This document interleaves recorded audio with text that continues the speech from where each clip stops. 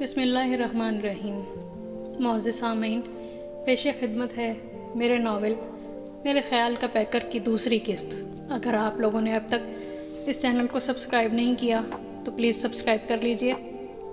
لگتا ہے آپ کے پتھر دل پر بھی اس پیری کا جادو چل گیا ہے۔ ارے نہیں، اب ایسا بھی نہیں، پر میرا خیال ہے کہ تم اس پیری کی مسکراہٹ کے جادو سے بچ نہ سکو گے۔ اچھا تو یہ بات ہے، چیلنج؟ اور پھر دونوں طرف دونوں کے بھرپور کہے گونجے۔ پچھلے 1 گھنٹے سے میجر صاحب لندن میں موجود اپنے بیٹے سے انٹرنیٹ کے ذریعے بات چیت کر رہے تھے۔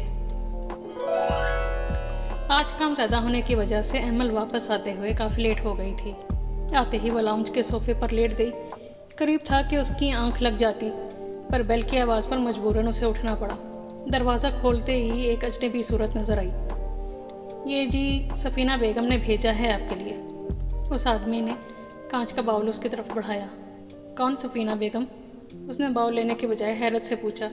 وہ جی ساتھ والے اپارٹمنٹ میں رہتی ہیں، میجر جہاں زیب کی والدہ۔ میں ان کا ملازم ہوں، شکیل۔ اس نے سفینہ بیگم کے ساتھ ساتھ اپنا تعارف بھی ضروری سمجھا تھا۔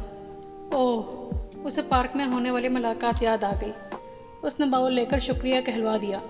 باؤل میں کھیر تھی۔ اس نے ریک میں سے چمچ نکالا اور باؤل میں ہی کھانا شروع ہو گئی۔ ساتھ ہی اس نے بھی سوچ لیا تھا کہ کل وہ بھی کچھ بنا کر ان کی طرف بھیجوائے گی، مگر اگلے 3 دن مصروفیت زیادہ ہونے کی وجہ سے وہ کچھ اچھا بنا ہی نہ سکی۔ اقبال صاحب کی فیملی بھی واپس آ گئی تھی تو ایک رات کے لیے ان کی طرف چلے گئی۔ اگلے دن آفس جانے سے پہلے وہ اپنے اپارٹمنٹ واپس آئی تو کچن کے شیلف پر رکھے باؤل پر نظر پڑی۔ اوہ شٹ، یہ ابھی تک نہیں جا سکا۔ چلو پھر آج کچھ بناتے ہیں سفینہ آنٹی کے لیے۔ اس نے دل میں پکا ارادہ کر لیا۔ آفس سے واپسی پر وہ کھانا پکانے کی کافی ساری چیزیں لے آئی تھی۔ بہت محنت سے اس نے سٹیکس تیار کی، انہیں باؤل میں سیٹ کر کے اپنا حلیہ درست کیا، پھر اپارٹمنٹ سے باہر آ گئی۔ اس کا ارادہ تھا کہ باؤل ملازم کے حوالے کر کے واپس آ جائے گی، لیکن دروازہ کھولنے والی شخصیت میجر جہاں زیب کی تھی۔ نگاہ ملتے ہی دونوں کے منہ سے آہستہ سے اوہ نکلا۔ السلام علیکم۔ اس نے جھٹ میجر صاحب کو سلام کیا۔ پہلی شرمندگی یاد تھی۔ وعلیکم السلام۔ انہوں نے سلام کو کھینچتے ہوئے اسے جواب دیا۔ میں یہ ایمل نے باؤل والا ہاتھ آگے کیا۔ Please welcome. میجر صاحب نے اس کی بات سنی انسنی کرتے ہوئے ہاتھ کے اشارے سے اسے اندر آنے کی دعوت دی۔ وہ ہچکچاتی ہوئی اندر داخل ہوئی۔ اپنے پیچھے اس نے دروازہ بند ہونے کی آواز سنی۔ تھوڑا سا آگے آ کر اسے اپنی غلطی کا احساس ہوا۔ پورے لاؤنج میں کوئی بھی نہیں تھا۔ اسے خیال آیا کہیں میجر صاحب اکیلے ہی نہ ہوں۔ اور سفینہ آنٹی کہاں ہیں؟ اس نے فوراً پلٹ کر جلدی سے پوچھا۔ میجر صاحب کی مسرت اس کے چہرے پر تشویش دیکھ کر سنجیدگی میں بدل گئی۔ انہوں نے نرمی سے اس کے ہاتھ سے باؤل لے لیا۔ یہی ہیں اپنے بیڈ روم میں، ڈاکٹر سے اپنا روٹین چیک اپ کروا رہی ہیں۔ شکیل۔ ساتھ ہی انہوں نے اس کے عدم تحفظ کے احساس کو کم کرنے کے لیے اپنے ملازم کو بھی آواز دے ڈالی۔ بیٹھو، انہوں نے صوفے کی طرف اشارہ کرتے ہوئے کہا۔ اس کے بیٹھتے ہی وہ خود بھی بیٹھ گئے۔ اس میں کیا ہے؟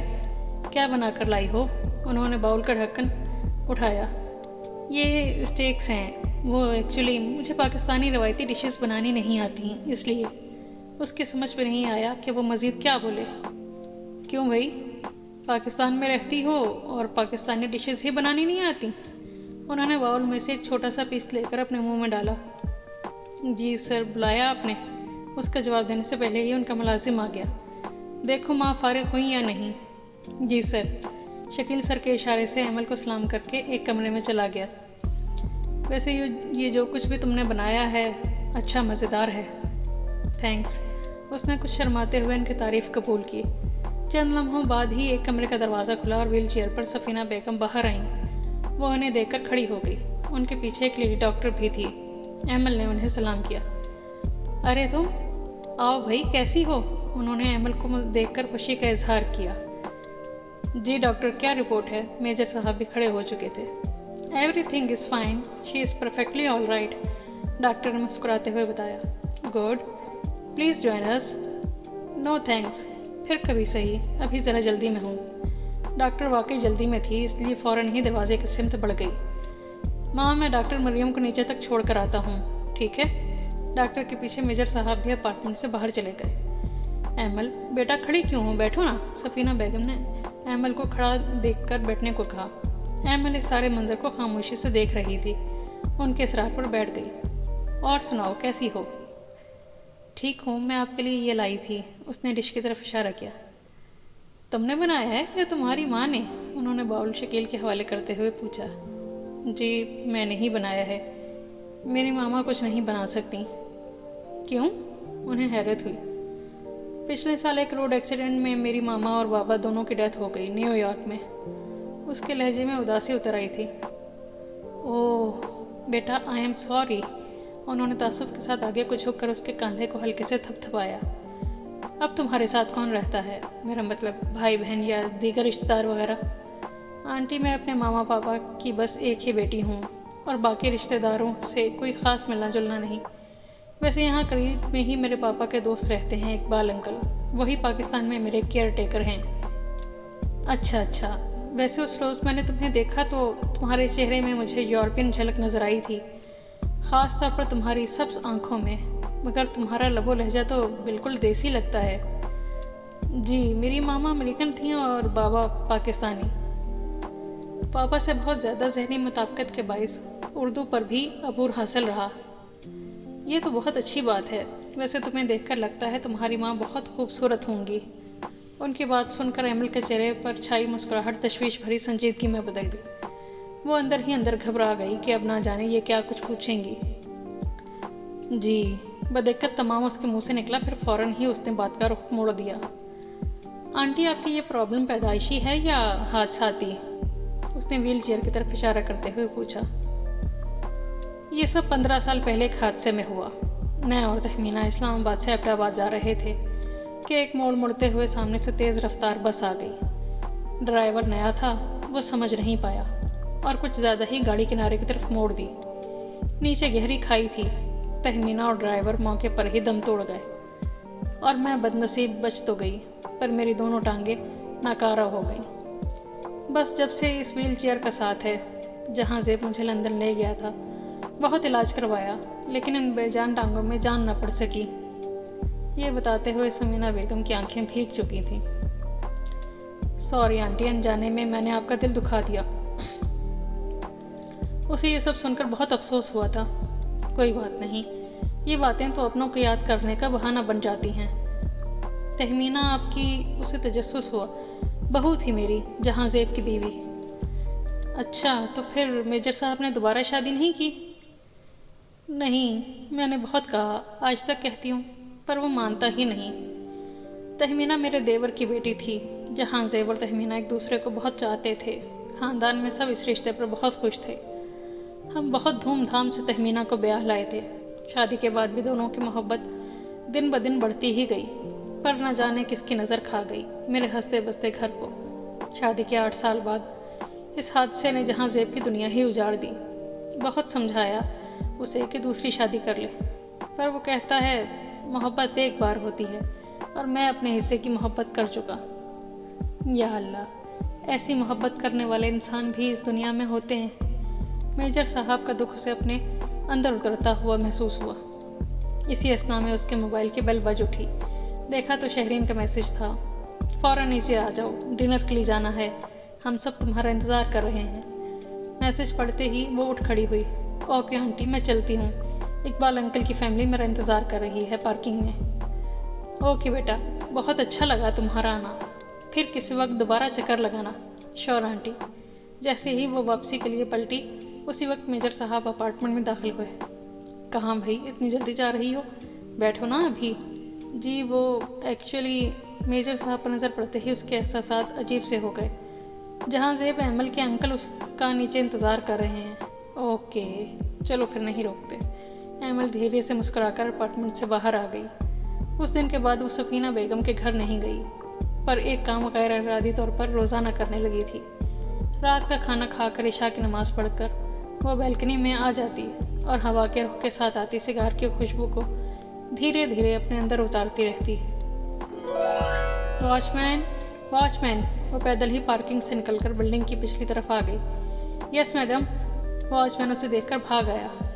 کیا ہوا، یہ لفٹ کیوں بند ہے؟ میڈم پروجیکٹ کے پاور پلانٹ میں کچھ پرابلم ہے، کام ہو رہا ہے، جلد ٹھیک ہو جائے گا۔ مائی گاڈ، کتنا ٹائم لگے گا؟ وہ سخت خوفزدہ ہوئی۔ میڈم 1.5 سے 2 گھنٹے تو لگ جائیں گے۔ اوہ نو، میرے پاس تو کافی سامان ہے، وہ اٹھا کر میں اوپر کیسے جاؤں گی؟ عام گروسری کے ساتھ ساتھ آج وہ اپنی پسند کی کافی کتابیں اور CDs بھی لائی تھی جنہیں ڈھونڈنے میں وہ بہت تھک چکی تھی۔ اب اتنا سامان لے کر 4th فلور تک جانا اسے K2 سر کرنے کے برابر لگ رہا تھا۔ میڈم، آپ کا سامان میں اوپر پہنچا دیتا ہوں، آپ 4th فلور پر رہتی ہیں نا؟ ہاں ٹھیک ہے، لے چلو، اور سنو 408 کے سامنے رکھ دینا، کسی اور اپارٹمنٹ میں نہ دے دینا۔ اس کی اور واچ مین کی رفتار میں فرق تھا، اس لیے اسے ڈر ہوا کہ وہ سامان کہیں اور نہ دے آئے۔ وہ خود اب آرام سے سیڑھیاں چڑھتی اوپر جا رہی تھی، مگر یہ اس کے لیے نہایت مشقت طلب تھا۔ 3rd فلور تک پہنچتے پہنچتے اسے لگا کہ اس کی ٹانگوں سے جان نکلتی جا رہی ہے۔ بمشکل خود کو گھسیٹتے ہوئے ایمل نے 4th فلور کی سیڑھیاں چڑھنا شروع کی۔ ابھی بیچ میں پہنچی ہی تھی کہ اچانک تیزی سے نیچے اترتے شخص سے ٹکرا گئی۔ قریب تھا کہ وہ پچھلی سیڑھیوں پر لڑک جاتی، مگر 2 مضبوط ہاتھ اس کی طرف بڑھے اور بازوؤں نے اپنی پناہ لے لیا۔ خوف سے اس کی آنکھیں بند ہو چکی تھیں۔ اس کے ہاتھوں نے سامنے والے کا کالر اور بازو سختی سے دبوچ رکھا تھا۔ ایمل، بہت ہی خوبصورت مدھم سرگوشی بن کر اس کے کانوں میں ڈھلنے والی آواز اسے چونکا گئی۔ اس نے آنکھیں کھولی تو میجر جہاں زیب کو سامنے پایا۔ انہیں خود سے اتنا قریب محسوس کر کے ایمل نے ایک جھٹکے سے خود کو انسل کرنا چاہا، پر سنبھل نہیں پائی اور ایک بار پھر وہ سیڑھیوں پر پھسلنے لگی تھی، پر اب کی بار اس کے گرد ان کے بازوؤں کا حلقہ زیادہ تنگ ہوا تھا۔ کیا کر رہی ہو؟ گر جاؤ گی، سنبھالو خود کو۔ انہوں نے اسے اپنی طرف کھینچا، پھر 2 قدم پیچھے ہو کر دیوار کے ساتھ ٹکا دیا اور اس کا وجود اپنے بازوؤں کی گرفت سے آزاد کیا۔ شرم اور گھبراہٹ سے اس کی نگاہیں زمین میں گڑ گئی تھیں۔ اب ٹھیک ہو؟ ان کے لہجے میں پہلے والی نرمی لوٹ آئی تھی۔ ایمل نے ان کی طرف دیکھے بغیر سر کو اس بات میں جنبش دی۔ سلی گرل، انہوں نے اس کے سر پر ہلکی سی چپت لگائی اور سیڑھیوں کی طرف مڑ کر نیچے اتر گئے۔ اپارٹمنٹ میں آتے ہی اس نے سامان شیلف پر رکھا، پھر بیڈ روم میں آ کر بیڈ پر گر سی گئی۔ اسے ابھی تک سمجھ نہیں آ رہا تھا کہ یہ اس کے ساتھ ہوا کیا۔ ایک آواز، ایک خیال، ایک خوشبو بری طرح اس کے حواسوں پر چھا گئی تھی۔ آنسوؤں کی لڑیاں پلکوں کی واڑ توڑ کر اس کے گالوں پر بہنے لگیں۔ سانس تیز تیز چلنے لگا اور دل اتنی زور سے دھڑکنے لگا کہ جیسے ابھی پسلیاں توڑ کر باہر آ جائے گا۔ وہ بے اختیار اٹھ کر بیٹھ گئی۔ نہیں، اب نہیں، ایک بار پھر میرے ساتھ ایسا نہیں ہو سکتا، نہیں ہو سکتا۔ ایمل، وہ اپنے دھیان میں ناخن فائلر سے رگڑے جا رہی تھی۔ ایمل! ہاں؟ شہرین کے دوسری بار اتنے قریب سے پکارنے پر وہ بری طرح چونکی۔ کیا بات ہے؟ سب ٹھیک تو ہے نا؟ ایمل بہت ایکٹیو لڑکی تھی، پر پچھلی چند ملاقاتوں سے وہ نوٹ کر رہی تھی کہ ایمل کچھ گمسم سی ہے۔ بات کرتے کرتے بھول جاتی ہے کہ وہ کیا کہہ رہی تھی۔ کام کرتے کرتے اس کے ہاتھ رک جاتے، ہنستے ہنستے اس کی آنکھیں نم ہو جاتی تھیں۔ نہ جانے اسے کیا ہوتا جا رہا تھا۔ ہاں سب ٹھیک ہے، کیوں کیا ہوا؟ ایمل نے حیرت سے پوچھا۔ پتہ نہیں کیوں، تم مجھے کچھ عجیب سی لگ رہی ہو۔ تم خواہ پریشان ہو رہی ہو، ایسی کوئی بات نہیں جو عجیب ہو۔ یہ کہتے اس نے شہرین سے نگاہ چرائی تھی۔ آر یو شور؟ شہرین نے کچھ بے یقینی سے پوچھا۔ او کم آن شہرین، آف کورس، ایمل نے ہنستے اسے یقین دلانے کی کوشش کی۔ اچھا بھائی، چلو پھر چل رہی ہو؟ کہاں جانا ہے؟ ایمل نے بیڈ سے اٹھتے ہوئے پوچھا۔ یہاں قریب ہی ایک شاپنگ مال میں ڈیزائنر ویئر شاپس پر سیل لگی ہوئی ہے، چلتے ہیں، کچھ سردیوں کے لیے شاپنگ کر لیتے ہیں، کیا خیال ہے؟ اچھا خیال ہے، مجھے بھی کچھ نئی جینس لینی ہیں جو میں امریکہ سے لائی تھی، وہ سب اب بالکل رف ہو گئی ہیں۔ ایمل نے الماری سے اپنا ہینڈ بیگ نکالا اور دونوں اپارٹمنٹ سے باہر آ گئیں۔